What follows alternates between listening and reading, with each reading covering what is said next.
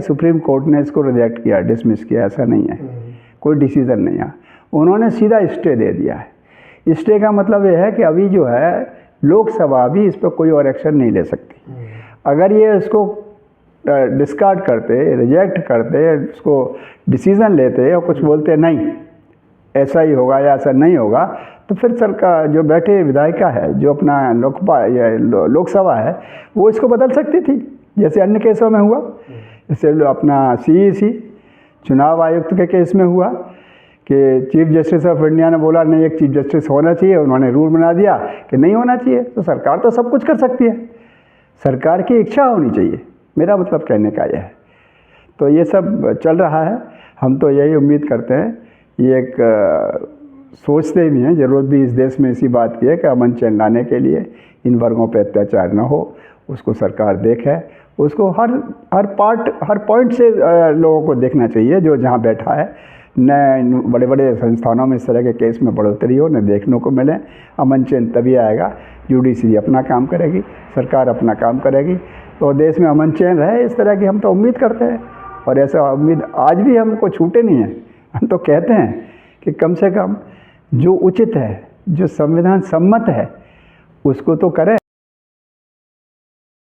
नमस्कार दर्शकों, मैं हूं अमित बॉर्सन और आप देख रहे हैं रेंजर टीवी इंडिया, ना धर्म ना जात की विरासत के साथ। दर्शकों, भारत देश के अंदर एक चर्चा का विषय बना हुआ है UGC एक्ट 2026, जो कि भारत देश की सरकार ने सुप्रीम कोर्ट के कहने पर ये एक्ट बनाया और लागू किया गया था। कारण ये था कि भारत देश के अंदर SC ST OBC के छात्रों के साथ जातवाद, भेदभाव, लिंग भेद या अन्य तरीके के जो मानसिक उत्पीड़न किए जा रहे थे, जिनके कारण SC ST OBC के छात्रों के द्वारा आत्महत्या करने पर मजबूर होना पड़ रहा था। इसी को संज्ञान लेते हुए सुप्रीम कोर्ट ने भारत सरकार को आदेश किया कि ऐसी जो घटनाएं घटित हो रही हैं, इन पर रोक लगाने के लिए कुछ अहम कानून बनाना चाहिए और ऐसी घटनाओं पर रोक लगे। और भारत देश की सरकार ने UGC एक्ट 2026 लागू किया, लेकिन संविधान विरोधियों के द्वारा इस एक्ट का भी विरोध किया गया और सुप्रीम कोर्ट में याचिका दायर की गई और वहां पर रोक लगा दी गई। तो दर्शकों, इसी विषय को लेकर हम भारत देश के समाजसेवियों से भी जानकारी प्राप्त कर रहे हैं कि UGC एक्ट 2026 भारत देश के लिए कितना आवश्यक है और क्यों आवश्यक है। और दर्शकों, इसी विषय को लेकर हमने जानकारी प्राप्त की भारत देश के जाने माने वरिष्ठ समाजसेवी एडवोकेट RV सिंह जी से। आइए जानते हैं क्या कहना है UGC एक्ट 2026 के विषय पर। सर, एक्चुअली इस एक्ट की ज़रूरत क्यों पड़ी जी? इसकी ज़रूरत इसीलिए पड़ी कि 2016 में रोहित वेमुला एक छात्र था, बहुत ही होनहार छात्र SC ST का, तो उसकी डेथ हो गई या उसने सुसाइड किया, जैसे भी बताते हैं। हकीकत तो कोई भी बहुत मुश्किल सामने आती है।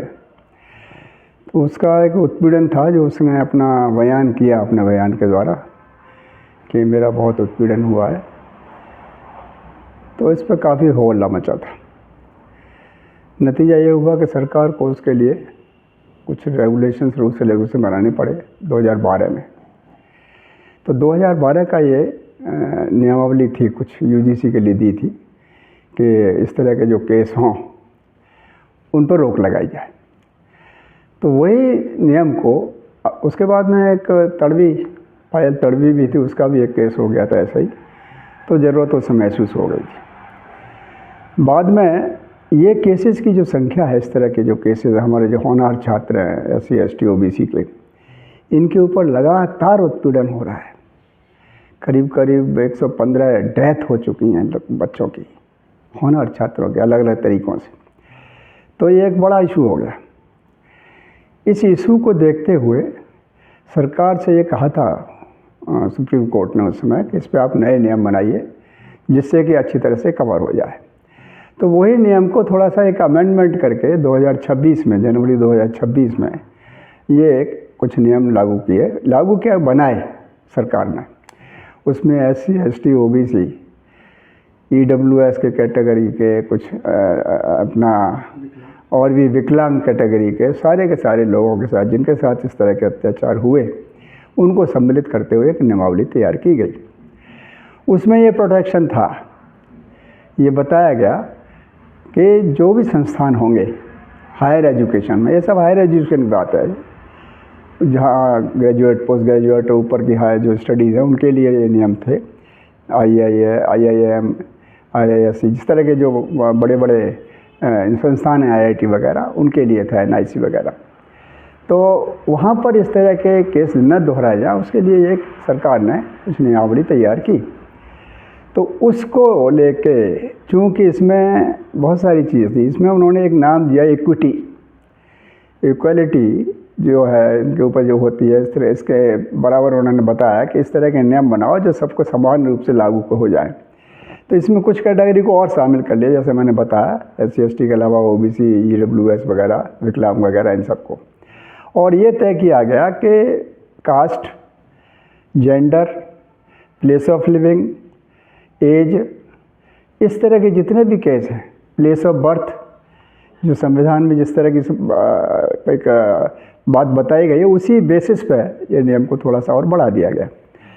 नतीजा ये हुआ कि इसमें उन्होंने ये दिखा दिया कि इन लोगों के SC ST OBC विकलांग वगैरह के जितने भी लोग हैं, इन सब के रिप्रेजेंटेटिव एक बॉडी बनाई जाए 10 लोगों की, जिसमें इनके 5 इस तरह की कैटेगरी जिनके ऊपर इस तरह के अत्याचार होते आ रहे हैं, तो उनके ऊपर 5 उनके सदस्य ले लो और 5 कुछ और, जिसमें इसका हेड जो रहेगा उस संस्थान का वाइस प्रेसिडेंट जिसको बोलते हैं VC, वाइस चांसलर, वो रहेगा ये ओवरऑल।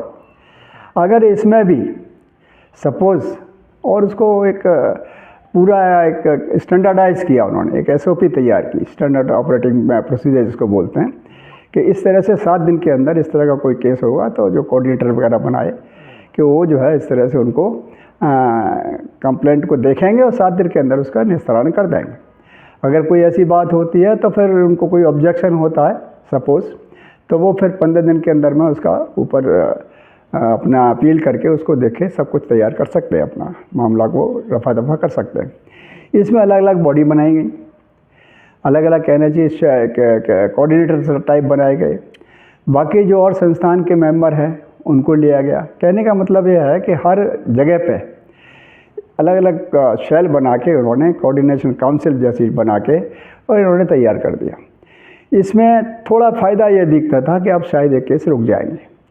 हालांकि जिन केसों की जो वृद्धि है वो 2019 से 2024 के बीच की है, उसमें जो इजाफा हुआ वो करीब 118% का हुआ। ये बहुत ही अलार्मिंग फिगर है, क्योंकि बढ़ते जा रहे थे तो इनको बनाना पड़ा, ये मजबूर हुए बनाना पड़ा सरकार को, दिखाने के लिए भी कहना सही है, एक रिपेरेशन करने के लिए, एक दूसरा एक रेमेडियल मेजर के लिए उन्होंने बनाने पड़े। अब इसमें चूँकि जो जनरल कैटेगरी है, यानी जिनके लिए बनाए वो तो हैं विक्टिम्स हैं, जो विक्टिमाइज हुए, उत्पीड़ित हुए, वो इन वर्गों के थे। तो जो सताते थे इनको, उन्होंने सोचा ये तो हमारी आफत हो जाएगी, अब इन लोगों के हाथ में तो बहुत बड़ी तलवार हो गई, ये इक्विटी सेल जो है यही देखेगा सब कुछ, इनको तो बराबर के साथ साथ में और भी ज़्यादा संरक्षण मिल गया, तो ये हमारे लिए बड़ा मुश्किल होगा और हम ऐसे आगे नहीं कर पाएंगे। तो उन्होंने इस जो नियम बने इनका विरोध करना शुरू कर दिया। जो जनरल कम्युनिटी जिनको बोलते हैं आप लोग, कुछ लोग उनको अपर कास्ट बोलते हैं, मैं अपर कास्ट नहीं बोलता, मैं जनरल कैटेगरी बोलता हूँ, सामान्य वर्ग, यानी जिसमें ऊपर के जो अपने आप को बादशाह समझते हैं वो लोग इसमें थे, जिन्होंने इनको हमेशा दबाए रखा, हमेशा अत्याचार किया, हमेशा परेशान किया, और जिनको अत्याचार पसंद है, इनके ऊपर अत्याचार होते रहे, इनके साथ भेदभाव होता रहा है। आप अच्छी तरह जानते हो ये सब चीज़ें। ये मनुवादी प्रवृत्ति जो है वो हावी हो गई कि तो भाई बड़ा मुश्किल है, इसमें बहुत कमियां हैं, इसमें हम लोगों का कोई अधिकार नहीं, ये लोग इसका मिसयूज़ करेंगे, कोई गलत भी कर सकता है कंप्लेंट, उसका कोई प्रावधान नहीं है। जबकि एक भी केस ऐसा नहीं, भाई जब तक केस नहीं होगा, मिसयूज़ नहीं हुआ है, तब तक आप कैसे कह सकते हैं कि इसका मिसयूज़ हुआ है। और मिसयूज़ हुआ तो उसका प्रोसेस होता ही है, हर केस में है, उसके खिलाफ एक्शन होता है। लेकिन उन्होंने कुछ ना कुछ क्लू अपना लेके ये दिखाने की कोशिश की कि नहीं ये बेकार है, चूँकि उनकी जो तानाशाही थी वो ख़त्म हो रही थी, यानी वो नहीं कर पाएंगे अगर ये नियम लागू हो जाते तो उन्होंने ये सोचा कि नहीं, इसको अब किसी भी हालत में करने नहीं देना है। तो उन्होंने सहारा ले लिया अपना, अब चूँकि आप जानते हो वो कोर्ट चले गए, ऐसा भी तो हमारे खिलाफ बहुत बड़ा कहना चाहिए अपराध है, हमको कोई चांस ही नहीं है, हमारे ऊपर भी होंगे, जबकि ऐसी कोई बात आज तक सामने नहीं आई। कहीं पर भी कोई भी केस आज तक की हिस्ट्री में इन सवर्णों को, जो सवर्ण बोलते हैं, इसके ऊपर नहीं हुए, और हुए तो इक्का दुक्का उसका प्रॉपर इमीडिएट उसका एक्शन हो जाता है, उसका निपटारा भी हो जाता है। लेकिन इन लोगों का हमेशा पड़े रहते हैं, पेंडिंग में पड़े रहते हैं, नहीं तो देखा ही हो गया तो हो गया, नहीं सालों पड़े रहते हैं। तो ये बहुत बड़ा एक दुर्भाग्य इस देश का है कि आज तक इन्होंने कभी भी इस वंचित वर्ग को न्याय देने के लिए पूरी की पूरी अच्छी मन से कोशिश नहीं की। वो कोशिश की तो उसको लोगों ने नहीं होने दिया, क्योंकि हर जगह उन्हीं के लोग बैठे हैं, पक्षपात होता है, हर जगह होता है, आज भी जारी है। ऐसा नहीं है कि को बहुत ही न्याय और अन्याय अत्याचार सब बंद हो गए, ये दिनों और दिन बढ़ते जा रहे हैं। रीज़न यही है कि हर तरह से सरकार के द्वारा भी इनको संरक्षण मिल जाता है, क्योंकि सरकार में ज़्यादातर ऊंची पोस्ट पर या जगह कंट्रोलिंग अथॉरिटी इन्हीं लोगों की है, तो वहाँ पर जाके भी बेचारे हार जाते हैं। इसके बाद भी उन्होंने दिखाने के लिए कह दिया कि नहीं, अगर वीसी भी कोई ऐसी बात करता है तो ओम्बुड्समैन, यानी ऊपर एक और लोकायुक्त उन्होंने नियुक्त कर दिया कि वो इसका निपटारा करेगा। अब कमाल की बात है कि जो भी लोकायुक्त हैं, जो ओम्बुड्समैन हैं, जो वीसीज हैं, आजकल हम देख रहे हैं कि उनको किस तरह से बिठाया जा रहा है उनकी जगह पर। सारे के सारे चुन के हेड उन्हीं को बना दिया है जो इसके खिलाफ रहते हैं, इन वर्गों के। ये तो सामने है, इसको हमें कहने में कोई हिचक भी नहीं है, क्योंकि हम जानते हैं कि इन वर्गों के साथ में आज से नहीं, सदियों से अत्याचार हुआ है और आज उसी कहना चाहिए गति से चल रहा है। जबकि संविधान में बहुत कुछ प्रावधान है, ऐसा नहीं है कि संविधान के अंदर नहीं है, रूल बने हुए हैं, आईपीसी सीआरपीसी है इसके लिए, लेकिन सब कुछ हो रहा है, मामले को अटका दिया था। अब लास्ट में आके सुप्रीम कोर्ट ने भी बड़ा आनन फानन में एक्शन ले लिया। हालांकि केस जो पड़े हैं, सालों पड़े रहते हैं, उन पर कोई एक्शन नहीं होता है, लेकिन चूंकि ये केस सुप्रीम कोर्ट में भी कौन बैठे हैं, मैक्सिमम वही लोग हैं। मुझे उसकी ऐसा नहीं कि कोई मैं उनकी क्रिटिसाइज़ कर रहा हूँ, जो हकीकत है बता रहा हूँ। उसमें मैक्सिमम केस जो है SC/ST के जब भी आते हैं, मैक्सिमम केस कुछ को छोड़ के सारे के सारे इसी तरह दिखते हैं कि उन पर कोई एक्शन उचित नहीं हो पाता है, या तो स्टे हो जाता है, या उसको ऐसे ही कीप इन एबियंस, यानी उसको ठंडे बस्ते में डाल दो, चलता रहेगा। तो फटाफट, और जिस दिन हियरिंग हुई है, जो मैंने सुना है, जिस दिन हुई है उस दिन भी सुप्रीम कोर्ट में जो सरकार के पक्ष का वकील होता है बिल्कुल चुप रहा, जबकि उसका एक फ़र्ज होता है कि इस तरह के केस में सरकार के जो बनाया कोई नियम है उसके खिलाफ कोई जाता है तो अच्छी तरह पैरवी करता है। लेकिन देखने में ये आया, सुनने में ये आया है कि उसने भी वो पार्ट प्ले नहीं किया जो उसको करना चाहिए। तो इन सब बातों से जाहिर यही होता है कि इनमें कुछ न कुछ गड़बड़ है। अब ये गड़बड़ कब तक चलती रहेगी हमको नहीं पता। हमको इतना पता है कि इस देश में जब तक न्याय नहीं होगा इन वर्गों के साथ में, SC/ST OBC वगैरह के साथ में, तब तक देश में अन्याय अत्याचार की जो चल रही है लहर, ये रुकेगी नहीं। इसके लिए कड़े नियम ईमानदारी और सच्चाई से लागू करने की ज़रूरत है, न कि उनको दिखावा करने की। ये दिखावा ज़्यादा करते हैं, वोट बैंक के हिसाब से बात करते हैं, कभी कुछ करते हैं, कभी कुछ करते हैं। इस तरह के रिजर्वेशन के पॉइंट में भी आप देख लीजिए, मैं यहाँ पे ऐड कर दूँ थोड़ा सा बोलूँ। अभी चूँकि इसमें वो नहीं हो सकता है कि सुप्रीम कोर्ट ने इसको रिजेक्ट किया, डिसमिस किया, ऐसा नहीं है, कोई डिसीज़न नहीं है। उन्होंने सीधा स्टे दे दिया है। स्टे का मतलब ये है कि अभी जो है लोकसभा भी इस पर कोई और एक्शन नहीं ले सकती। अगर ये इसको डिस्कार्ड करते, रिजेक्ट करते, उसको डिसीज़न लेते और कुछ बोलते नहीं ऐसा ही होगा या ऐसा नहीं होगा, तो फिर सरकार जो बैठे विधायिका है, जो अपना लोकसभा है, वो इसको बदल सकती थी, जैसे अन्य केसों में हुआ। जैसे अपना CEC चुनाव आयुक्त के केस में हुआ कि चीफ जस्टिस ऑफ इंडिया ने बोला नहीं, एक चीफ जस्टिस होना चाहिए, उन्होंने रूल बना दिया कि नहीं होना चाहिए। तो सरकार तो सब कुछ कर सकती है, सरकार की इच्छा होनी चाहिए, मेरा मतलब कहने का यह है। तो ये सब चल रहा है। हम तो यही उम्मीद करते हैं, ये एक सोचते भी हैं, ज़रूरत भी इस देश में इसी बात की है कि अमन चैन लाने के लिए इन वर्गों पे अत्याचार न हो, उसको सरकार देखे, उसको हर पॉइंट से लोगों को देखना चाहिए जो जहाँ बैठा है। न बड़े बड़े संस्थानों में इस तरह के केस में बढ़ोतरी हो, न देखने को मिले। अमन चैन तभी आएगा, जुडिशरी अपना काम करेगी, सरकार अपना काम करेगी, तो देश में अमन चैन रहे। इस तरह की हम तो उम्मीद करते हैं। और ऐसा उम्मीद आज भी हमको छूटे नहीं है।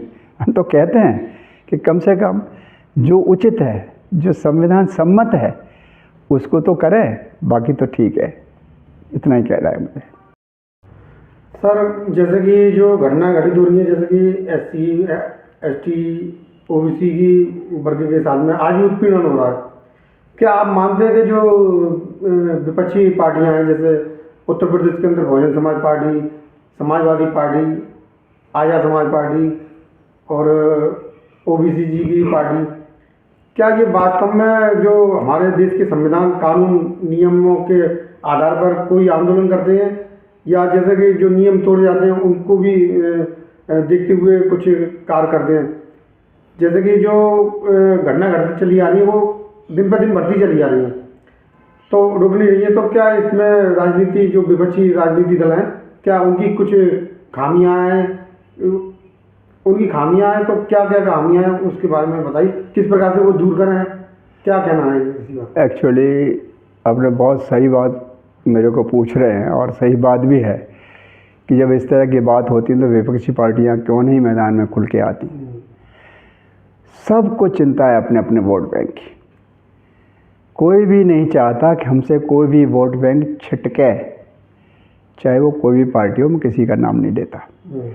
हर पार्टी को ये चिंता है कि हमसे सवर्ण नाराज़ नहीं हो जाएं, हमसे OBC भी नाराज़ नहीं हो जाए, SC ST के भी नाराज़ नहीं रहे, हमारा वोट बैंक पक्का रहे। इसीलिए सरकार जो भी करती है उसका खुल के अपोजिशन हो, अगर वो संविधान सम्मत है तो, और वो होता है तो उसको दूसरी पार्टियों ने चुप नहीं बैठना चाहिए। लेकिन ऐसा देखने में बहुत कम आ रहा है। अभी रिसेंटली आप देख लीजिए, CEC के केस में देख लीजिए, चीफ इलेक्शन कमीशन के केस में SIR चल रहा है, पूरे देश में हाहाकार हो रहा है। एक कांग्रेस के लीडर राहुल गांधी हैं, वो पता नहीं क्या खोल के सब कुछ दिखा रहे हैं। लेकिन विपक्षी पार्टियों ने, किसी ने ये कोशिश नहीं करी कि कोशिश की है, किसी ने, मैं नहीं कहूँगा, कुछ है जो उसमें कोशिश में साथ दे रहे हैं उनका, लेकिन बाकी और भी तो बहुत हैं।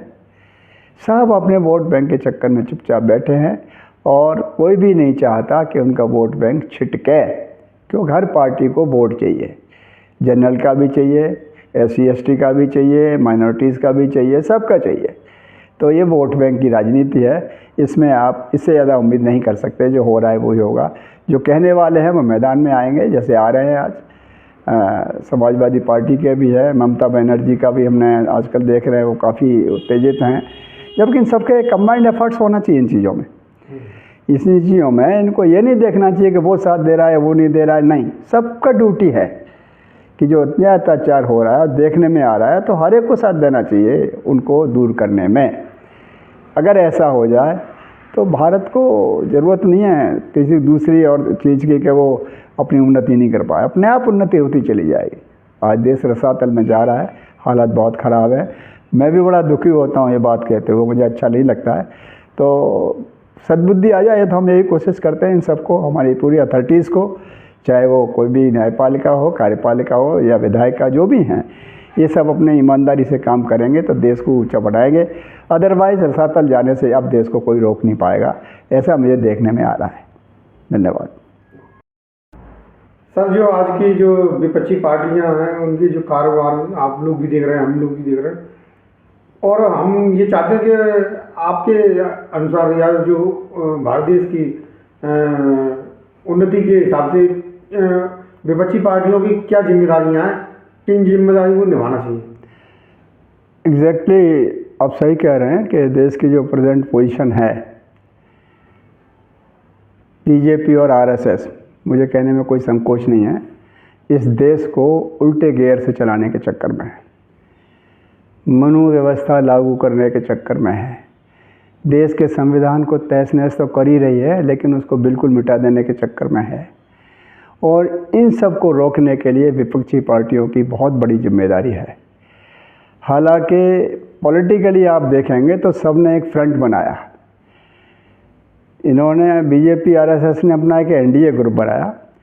विपक्षी पार्टियों ने भी हिम्मत करके, कई साल से हम देख रहे हैं, 2-3 साल से, 2024 से पहले इन्होंने एक अलायंस बना लिया था, इंडिया अलायंस। इंडिया अलायंस बहुत मजबूत अलायंस था, यानी अदर दैन बीजेपी, आरएसएस और एनडीए, यानी एनडीए बीजेपी आरएसएस को जो सपोर्ट कर रही हैं कुछ छोटी मोटी पार्टियाँ, कुछ स्टेट लेवल की पार्टियाँ, उन सब को मिला के उन्होंने एनडीए बनाया। और बाकी जो बड़ी बड़ी पार्टियाँ हैं जिसमें साउथ से लेकर के नॉर्थ ईस्ट तक सब पूरे नॉर्थ इंडिया में कांग्रेस है, एसपी है, बीएसपी है, पता नहीं बहुत सारी तमिलनाडु की पार्टियाँ हैं, डीएमके है, तो इन सब के ऊपर ये जिम्मेदारी उन्होंने निभाई भी शुरू में, जिसकी अगुवाई नीतीश कुमार ने भी की थी, स्टार्टिंग में उन्होंने की थी। लेकिन नीतीश जी तो अपना खेमे में चले गए जहाँ जाना था। फिर इनके बाद जो और लोग थे उन सब के ऊपर बहुत बड़ी जिम्मेदारी आ गई कि इंडिया ग्रुप को मजबूत करें। लेकिन आज तक दुर्भाग्य यह है कि वो ग्रुप मजबूत ही नहीं हुआ। एक पार्टी काम करती है तो दूसरा साथ दे देता है, तो बाकी पार्टियाँ देखती रहती हैं। तो ऐसे थोड़ी ग्रुप बनेगा। वो मजबूती नहीं आई जो मजबूती एनडीए ग्रुप में है। इंडिया ग्रुप के सारे जो पार्टियां हैं वो अपने अपनी सत्ता लोलुप वाले हैं, अपनी अपनी सत्ता देखते हैं कि कब काबिज हों। ममता जी ले लो, या एसपी अखिलेश जी को ले लो, या आम आदमी पार्टी के केजरीवाल को ले लो, जितने भी हैं। एक साउथ में डीएमके ज़रूर है जो थोड़ा सा बीच बीच में इनको सहारा जैसा दिखता है, बाकी ये सब चुपचाप अपना अपना देखते रहते हैं। तो मेरा कहने का मतलब यह है कि पार्टियाँ जो अदर दैन एनडीए हैं, जब तक वो एक सॉलिड, एक इम्पॉर्टेंट फ्रंट नहीं बनाएंगी, एक ज़बरदस्त फ्रंट नहीं बनाएंगी और ईमानदारी से एक जगह नहीं आएंगी, तब तक इस देश में यही होता रहेगा। ये बड़े खुश हो जाते हैं विपक्षी पार्टी का, तो क्या है, वो तो लंगड़ी सरकार है, कुछ नहीं कर पाएगा। लेकिन मोदी जी कोई बचपन का खेल नहीं खेल रहे, वो बहुत मैच्योर्ड लीडर हैं। वो बहुत मैच्योर्ड है ना, बहुत ही उनकी कार्यकलाप तो लोग देख ही रहे अब क्या क्या है। वो इस तरीके से काम करते हैं कि देखते रह जाते हैं। तो इनको तो अब एक जगह होना ही पड़ेगा अगर मोदी जी से टक्कर लेनी है। अदरवाइज मोदी जी इन सबको धत्ता चटाते रहेंगे और कुछ नहीं हो पाएगा। तो ज़रूरत इसी चीज़ की है कि अगर मोदी जी को रोकना है, एनडीए को रोकना है, इनका शासन को रोकना है, आरएसएस बीजेपी को नीचे लाना है, तो इनको ऊपर उठना पड़ेगा। और ऊपर उठने के लिए एक जगह आना पड़ेगा। अब देखिए उसके पास मान लीजिए 40% हैं, तो 60% तो इनके पास है ना, अपोजिशन के पास। ये तो खुला दिख रहा है। और ये क्यों नहीं आ रहे हैं, इसका ये खुला दिख रहा है कि ये इकट्ठे नहीं, इसीलिए नहीं आ रहे हैं। जिस दिन ये इकट्ठे हो जाएंगे ये अपने आप ही रफू चक्कर हो जाएंगे, इसमें कोई शक नहीं है। तो मुझे इतना ही कहना है इस बारे में। सर, जो राजनीतिक पार्टियां हैं जो अलग अलग विचारधाराओं पर जो चल रही हैं, उनको देखते हुए क्या मतलब कितनी विचारधाराओं पर उनको चलना चाहिए? आज मैं बहुत ही फ्रैंकली आपको बताता हूँ, बड़ी ईमानदारी से, क्योंकि मैंने भी इस देश में जो एक्टिविटीज़ हो रही हैं, जब से होश संभाला है करीब 55 साल से, जो मैंने देख रहा हूँ आज, वो बहुत ही भयावह स्थिति है। कोई स्थिति अच्छी नहीं कही जा सकती। उन सब का निचोड़ मैं आपको बता देता हूँ कि आज की डेट में जो कुछ हो गया है अब तक, उसका फाइनल सॉल्यूशन जो मैंने निकाला है, जो मैं बताना चाहता हूँ आपके माध्यम से इस देशवासियों को, देश को या देश की सत्ता को, जो भी जिस रूप में है, उसमें हर आदमी प्रभावित है, हर संस्थान प्रभावित है, सबके लिए हर पार्टी उसमें सम्मिलित है कि आज देश में 2 ही पार्टी एक्टिव होनी चाहिए। जैसे इन्होंने ग्रुप बनाए हैं, एनडीए ग्रुप, इसको मैं संविधान विरोधी ग्रुप बोलता हूँ, एंटी कॉन्स्टिट्यूशनल।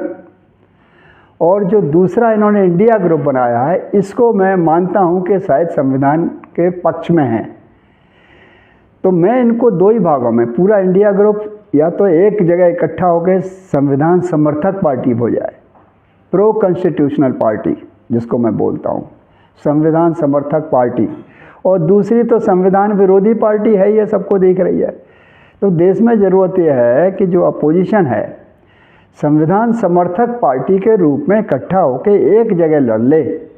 आप उसमें कर लेना बंटवारा, जैसे अपना आरएसएस बीजेपी एनडीए ग्रुप कर रहा है, ये भी कर सकते हैं, लेकिन ये नहीं कर पा रहे, ये इनकी कमी है। जब तक इस देश में 2 विचारधाराएं अलग अलग जो चल रही हैं, ओपन है अब तो, एक संविधान विरोधी है, एक संविधान समर्थक है, इन दोनों धाराओं में संविधान समर्थक धारा आज भी बड़ी है, चाहे वो कोई रिलीजन हो, चाहे कोई पार्टी हो। हर बंदा चाह रहा है कि संविधान के हिसाब से काम चलेगा तो काम अच्छा होगा। इन लोगों के द्वारा तो काम मनुवादी प्रवृत्ति का हो रहा है, जो कि संविधान विरोधी है। मनुवाद और संविधान एक दूसरे के 36 का आंकड़ा है, ये मैं क्लियर बोलता हूँ, इतना मुझे मालूम है। क्योंकि एनडीए का जो संविधान है बंच ऑफ थॉट है, जो डॉक्टर MS गोवलकर साहब की देन है, उसमें क्लियर कट है संविधान की उनको कोई ज़रूरत नहीं है। तो उनका तो क्लियर है, लेकिन इन संविधान समर्थक का इनको भी ये मान के चलना है कि संविधान की ज़रूरत है, उसकी ज़रूरत नहीं है, ये मुझे कह रहा है। That's all.